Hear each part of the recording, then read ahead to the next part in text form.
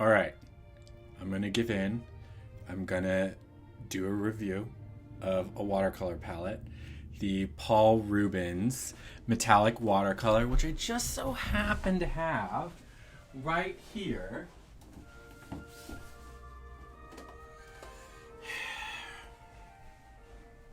Yeah, that's right, I wear overalls.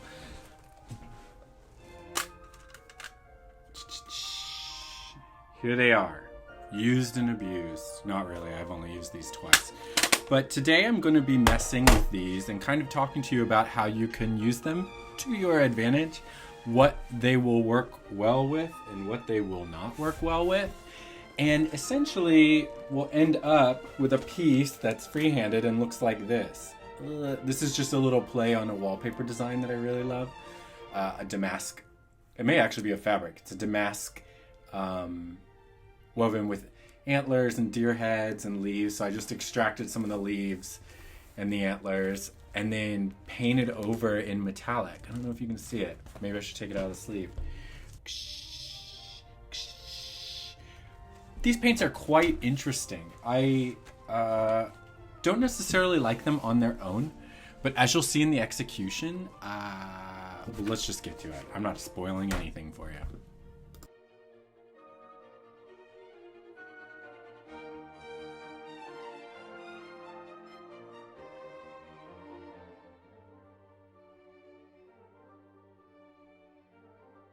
All right, so these paints are the Paul Reubens 20 half-pan solid metallic watercolor. Now that to me already seems a little strange because metallics, I wouldn't think you'd want to be translucent. I can understand a metallic gouache. We're gonna test this out and see how this goes. They come in really wonderful packaging. It's this beautiful blush pink. It comes with a like chamois cloth, and it comes in a metal tin, which you know I love because you can mix it in the top of the tin, and it also has the finger slot to hold it. It comes with a color card. I don't recommend using this color card. The paper is strange on this color card. I don't even know if this is cotton. I had much more success with the custom color cards that I made with larger swatches on my Arteza paper. That being said, it comes with this large book and nothing is in English. There's absolutely nothing in this book that is in English. I'm guessing it's a color card of all the watercolors that they offer, even in standard non-metallics. And maybe that's a photo of Paul Reubens. I don't really know. The idea is that these you would be using if you wanted to add a little sparkle to your painting. Now they come individually wrapped and they're in the little pans as I explained before. I like to keep the name and the code of each color applied to each pan. So you'll see I'm going to go through here and I'm going to extract that part of the label from the glittering outside and reapply that to the pan. Now, something to note is that this does not give you a authentic representation of what this pan paint will look like at all. You can get an idea, but it does not translate like this onto white paper. I also will not be swatching this on black paper. I think we all know if you can see the white paper through it, that's pretty much a no-brainer. With these, they actually show up better with pigments below them. So I'll show you when we get into that. So let's go ahead and get to this color card that Paul Reubens provided. I'm starting with the lightest colors, and I actually believe I messed up at one point. I'm using a sable brush. I am uncertain at this point and very insecure about application of this paint. And as you can see, while I'm painting it, the glitter continues to move. This is the same as with eyeshadows and makeups, that Miron liquid, which allows you to apply metallics in really interesting ways. I imagine that if your paper is not on a flat surface, this metallic paint is not going to work for you. It also will be very interesting to see how this works on wet paper. So let's go ahead and get into this. So right now I'm Googling the damask that I want to use. I found one, and those are my beautiful legs. I am a long distance runner. I know you can't get enough, but I'll crop better next time. So I'm going to freehand this drawing, and you'll see I'm just marking out basic silhouettes of the design. I don't want to get too much into detail. I don't think these metallics will be good for detail at all, so I'm not even going to try it.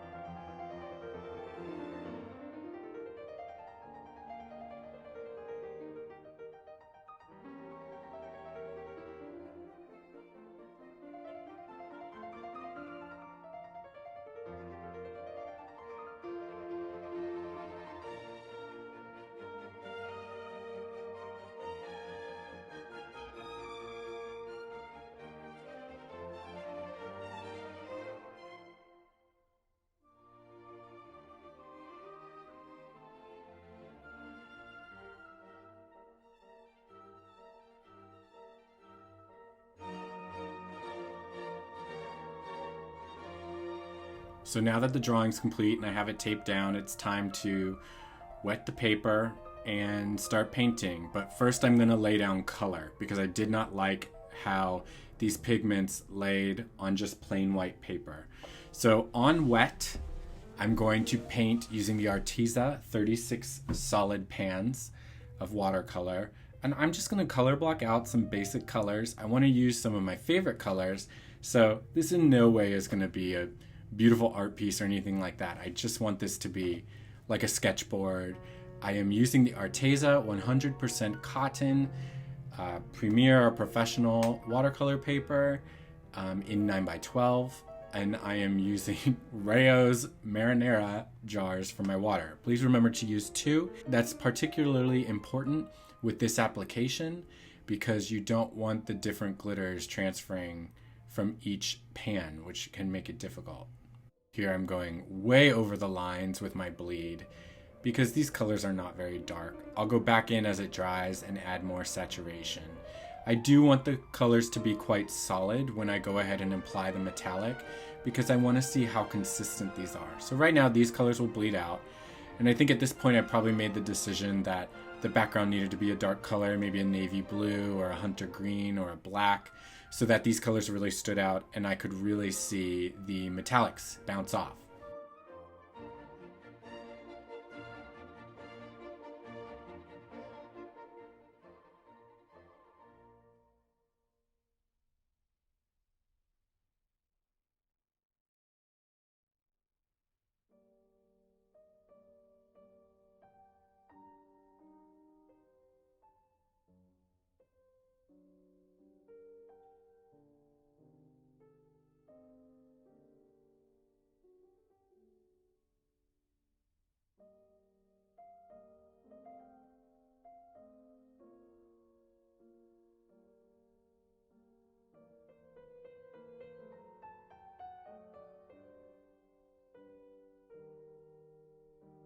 Now that that first layer is dry, I'm going to go ahead and start adding more saturation.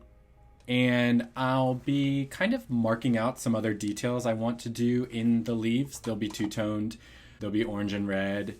The green leaves will be 2 shades of green. The antlers will be 2 shades of blue as well. So I'm still just dabbing into the Arteza pans and creating the background for which I want these metallic colors to pop off.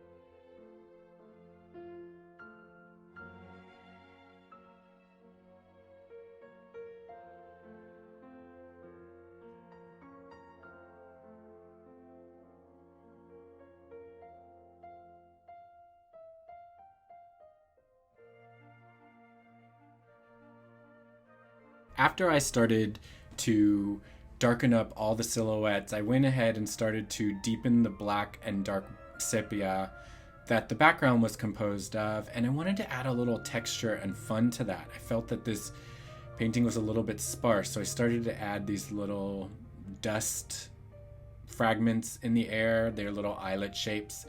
The shape will eventually change, but I think they added a little bit of texture, and it'll be a good way for me to test out the white metallic.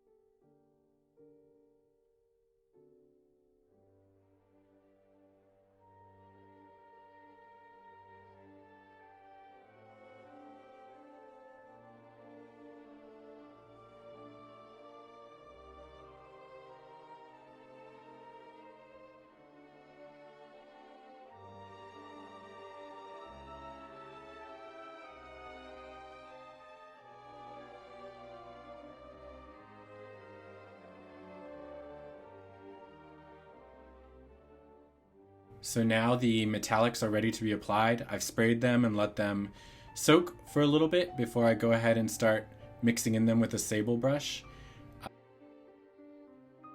This is trial and error. I'm first of all trying to use a lighter orange than the actual orange I painted, which does show up, and I'll show you later. And then on the other side of the leaf, I'll be using a red that is slightly pinker than the red that I used underneath the leaf. The antlers are pretty self-explanatory. I think when I started painting the dual tones, I decided where my light source was going to be, and that was going to be the bottom right of this piece, because I actually don't like this composition, and I think it lends itself to being more in profile or portrait instead of landscape. So now I'm hitting the eyelets with the white metallic, and as you can see, it's popping off of that black immediately.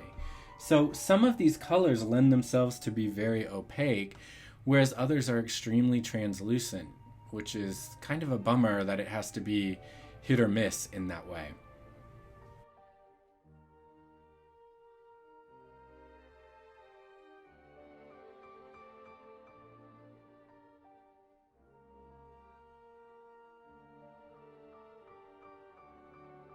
I'm adding highlights to the antlers, and I'm going to be painting the green leaves as well. But then I really felt that the black space in the background needed some interest. So I began adding these little fleurs of some sort, just a little paintbrush silhouette turned into a flower, and I think that really helped. It actually almost made this lend itself to more of a chinoiserie. But again, this is not an art piece. This is just me testing out different colors to see how they react on darker tones. Overall though, I think these paints act really well. I'm waiting for the Arteza ones to come back in stock, and when that happens, I will be purchasing them and I will be going over, because I have heard in reviews that they are more opaque, and a couple more of their colors have shift glitter in them, which means they change color as you tilt them in the light. The other thing I'd like to add at the end is that these do respond like watercolors. So if you paint, which you will see, on top of a wet area, the metallic will spread and the glitter will flow with that spreading. So you'll see as I add some more of the white pigment in the background that it does bleed out on areas where it's wet.